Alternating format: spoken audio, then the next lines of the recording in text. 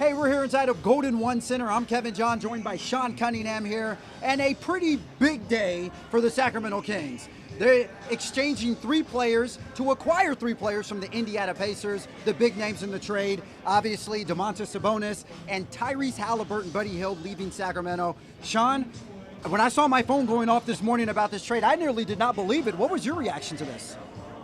It's hard to see a guy like Tyrese Haliburton go, but you're getting back a guy who is an all-star caliber player at 25, a guy who's made 2 all-star appearances in the Eastern Conference, and Indiana had to shake things up.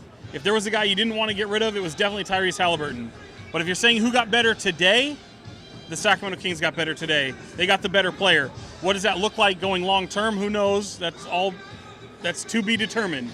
But right now, for a team that's been struggling for 15-plus years to not make the playoffs, this was one of those moves that you had to swing for the fences, and Monty McNair just traded his firstborn son, the guy that he drafted right when he came to Sacramento. His first draft pick was Tyrese Haliburton. He tumbles to him to the 12th pick, and he picks him up, and you could argue that he would never have more value than he does today. 4 years team control, doesn't make a ton of money, and you ship him out to land an all-star player with 2 guys that you were already not valuing anyway. Tristan Thompson is an expiring contract. Buddy Hield, you tried to trade last summer, Kevin.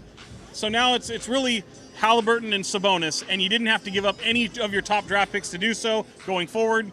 This is a pretty big day for Sacramento. It's a little bit of a surprise, but the surprise is not, Kevin, that they traded Tyrese Haliburton. The surprise for me is that they landed someone like Domantas Sabonis without giving up one of those picks. You know, it's interesting you say that. They didn't have to give up any picks. They did have to give up his firstborn son, like you said. But what's interesting is you always hear, whenever it comes to these blockbuster trades or whatnot, the team who wins the trade is the team who got the best player. Yeah. And you hear that religiously, and I truly believe in this. Sabonis is the best player. Now, Tyrese has an incredible ceiling. Who knows where he goes 3 years from now? We've got flashes of him just over the last few games of how great he is. Career high 17 assists. But the thing that's interesting, Sean, about this is now you get rid of Tyrese. Does that just show or illustrate how much faith you have in Davion? And I guess Fox, if he doesn't get shipped the next couple of days, the fact that you're basically saying you guys are my facilitators now that Haliburton is gone. I can see how someone might look at it that way, but to be honest, no. I think this shows what the faith that they have in Domantas Sabonis as a star to bring them to a different level than what they've been. And you have to sacrifice some of your future to do that. Look, since the moment that Monty McNair came to Sacramento, he extended De'Aaron Fox, and then he drafted Tyrese Haliburton, and then he drafted Davion Mitchell. You could call that a little bit of a logjam. People knew going forward it's probably not going to work. Yes, if you had your choice from a pure business standpoint, you would have likely wanted to prefer to trade De'Aaron Fox because of the money that he makes. And even if you think De'Aaron Fox is a much better player than Tyrese Haliburton, which currently I do, the drop-off isn't by much for a guy who doesn't make that much money, right? But the business sense is Indiana and Tyrese Haliburton's value to a team means much more to them than it would to bring in a player like Domantas Sabonis. Look, Kevin, we talked about Ben Simmons ad nauseum for the past few months. In order to land someone like Ben Simmons, they were going to command much more than this. And you just got a guy who's 25 years old, 2-time All-Star, a big who also is a playmaker, who's a double-double machine behind the likes of Nikola Jokic and Rudy Gobert. That's good company to keep. And it's not like he's Ben Simmons in which he has to get out of town. This guy didn't have to get out of town. I think the Indiana Pacers would have absolutely liked to still hold on to Sabonis, but given the opportunity to land someone like Haliburton with the type of rebuild that they're going to go through, to put him with Buddy Hield and Chris Duarte alongside Malcolm Brogdon, that's going to be a lot of fun over there. So you can see why that happened. I can totally understand why it happens, but, you know, kind of going on that, in the Western Conference, we know it's a heavy three-point shooting conference. Yeah. You can look at the Warriors, you can look at down the line. You're giving up your 2 best three-point shooters in Tyrese Haliburton, who's shooting over 40% from long range, and Buddy Hield. Presently, I've said this for months. This season, be damned. It doesn't matter. You are making a franchise-altering piece, Kevin. You are bringing – what have we said for years here since De'Aaron Fox has been here? The head of the snake, head of the snake, head of the snake.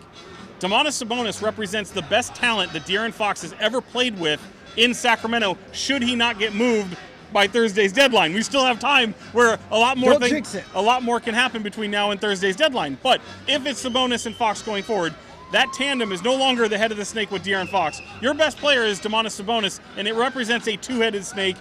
I realized I actually looked this up, so I wanted to call it a hydra. A hydra has 3 heads, only a 2-head. So it's like one of those deformed things you'd find in like a nuclear waste site. So there you go. Sean with some very interesting analogies and comparisons here with whatnot. Now, another thing we can talk about as well, what does this do for Richaun Holmes? Does this now put him on the trading bracket? Now that, obviously they're strengthening their front court, bringing somebody like Sabonis in here.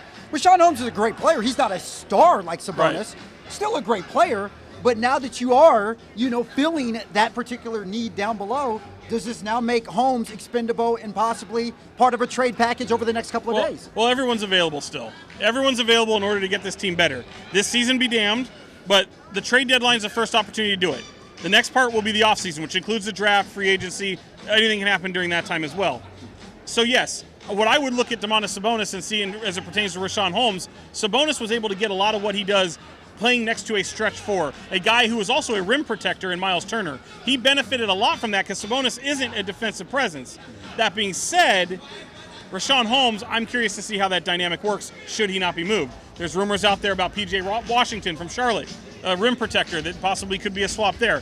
Whether that happens or not, all you really care about is seeing what moves happen Thursday, and then you sort out all the extracurriculars. Domantas Sabonis is under contract for the next 2 years. I like what this looks like for Sacramento long term. It's time to build around him and De'Aaron Fox if De'Aaron Fox is part of the equation after Thursday.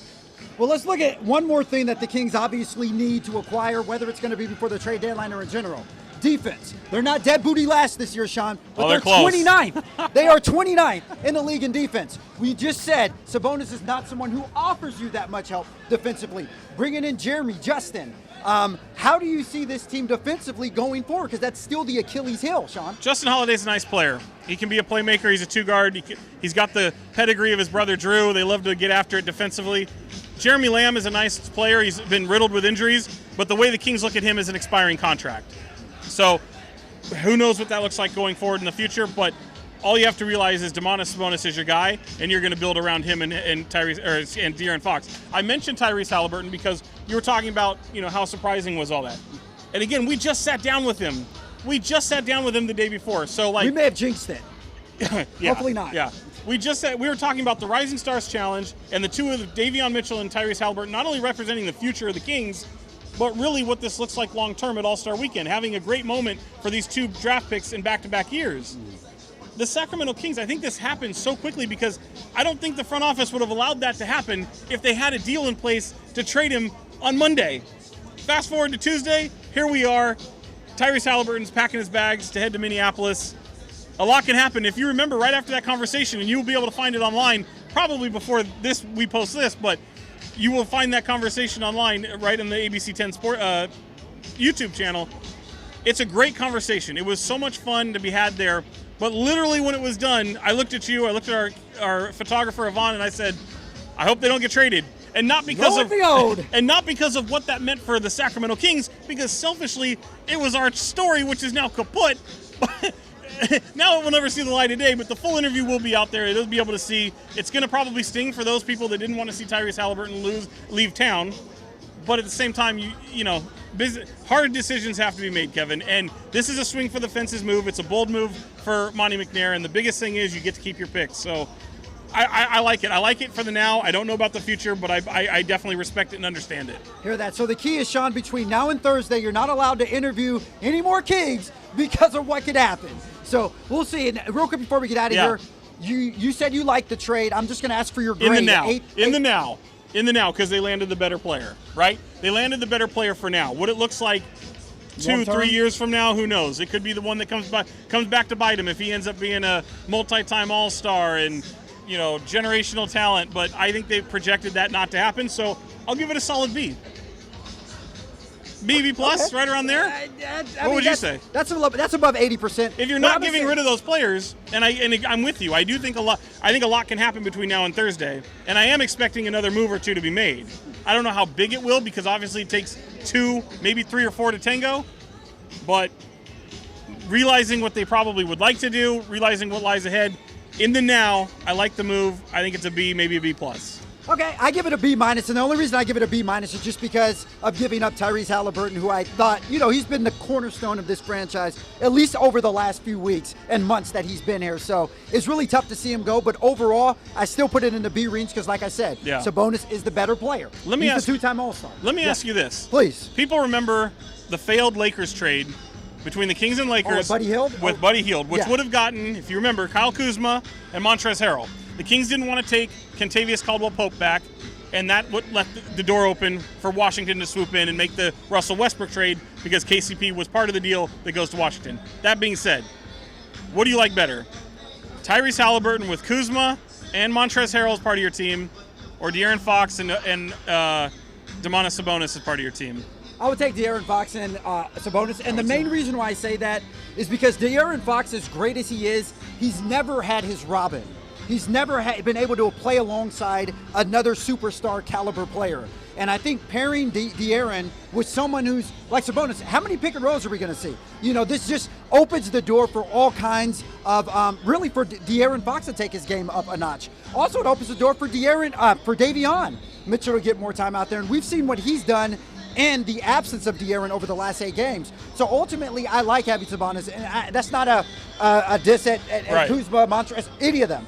But I do like the fact that you are pairing De'Aaron with a superstar.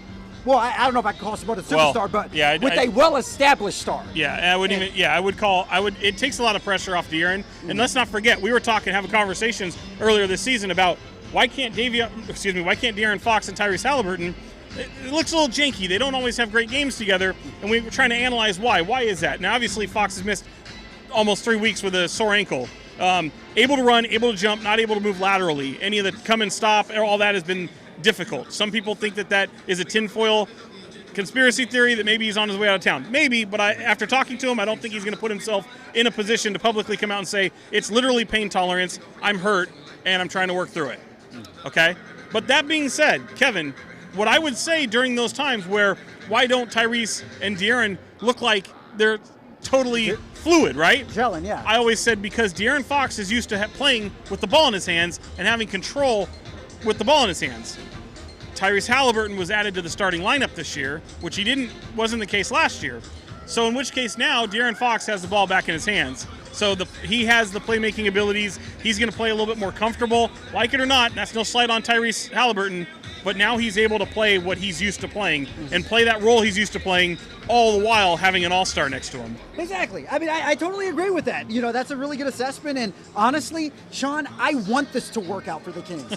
I truly do. I truly do. If there was anyone that didn't want it to work out, it would be me, because from a media standpoint, Tyrese Haliburton is an absolute Hall of Fame guy at the media level.